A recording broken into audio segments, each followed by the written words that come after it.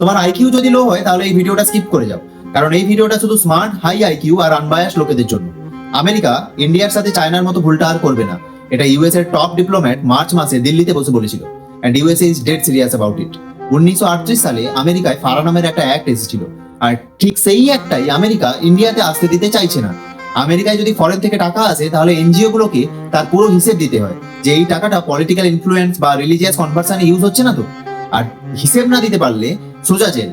আর যখন India FCR এ, যেটা by the way পুরনো একটা বিল, এখন তাতে নতুন অ্যামেন্ডমেন্ট আসছে, সেখানে ঠিক সেম জিনিসটাই করছে। আর ইউএস এ দুটো পার্টি সেনেটরাই বলছে ইন্ডিয়া একদমই ঠিক করছে না, ইন্ডিয়া নাকি ক্র্যাকডাউন করছে। এবার ইউএস এ দুটো পার্টি যদি একটা সেম ইস্যুতে এগ্রি করে যায় তাহলে তুমি নিজেই ভেবে দেখো।